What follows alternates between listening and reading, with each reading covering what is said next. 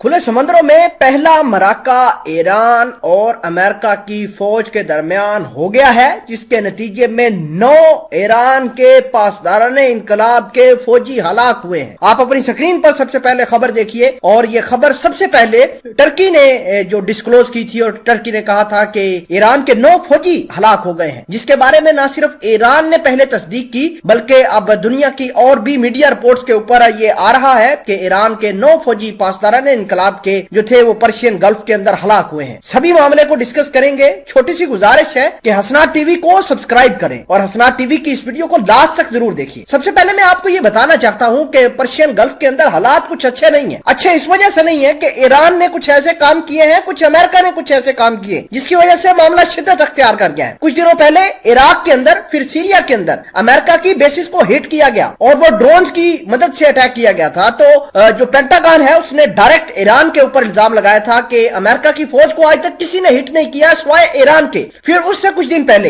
ایران نے اپنا ایک ہیلی کاپٹر امریکہ کے بحری جہاز کے بالکل پاس سے گزار دیا تھا۔ 45 منٹ کی ویڈیو جو تھی وہ پینٹاگون نے ریلیز کی تھی، جس میں یہ دکھایا گیا تھا کہ ایران کا ایک ہیلی کاپٹر جو سطح سمندر سے صرف 3 میٹر اونچا تھا اور امریکہ کے جو بحری جہاز ڈسٹرائر تھا اس سے تقریباً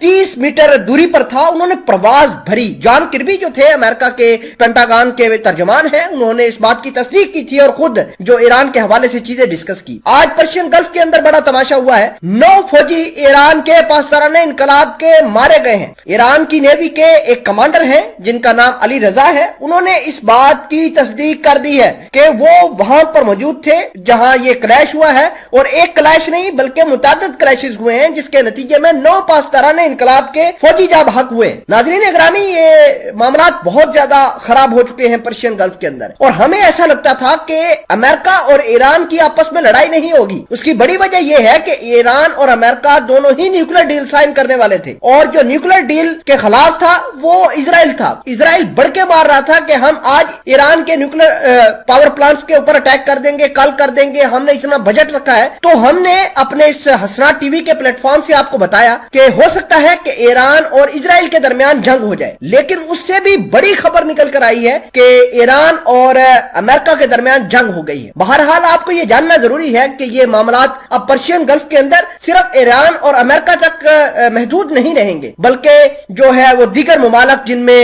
UAE ہوگا، عمان ہوگا، اس تک بھی اس کے ریپرکشنز آئیں گے۔ عالمی آئل کی تنصیبات بالکل ڈسٹرب ہو جائیں گی، تیل کی سپلائی لائن بالکل ڈسٹرب ہو جائے گی، کیونکہ ایران اس کا بدلہ ضرور لے گا، اور بدلہ یورپ کی طرف جانے والے جتنے بھی عرب کے ٹینکرز ہوں گے ان کو پرشین گلف کے اندر بلاک کر دے گا۔ ایران ان آئل ٹینکر کو گزرنے نہیں دے گا۔ آپ کو پہلے بھی پتا ہے کہ آبنائے ہرمز میں کس کی جو ہے وہ دادا گیری ہے، ایران کی دادا گیری ہے، اور ایران کبھی نہیں امریکہ اور دیگر یورپ کی طرف جانے والے جہازوں کو الاؤ کرے گا کہ وہ آبنائے ہرمز کو استعمال کریں۔ بہرحال اسی وجہ سے تیل کا بحران آ رہا ہے، اور عالمی دنیا کے اوپر اس کے جو ہے وہ اثرات دیکھے جائیں گے۔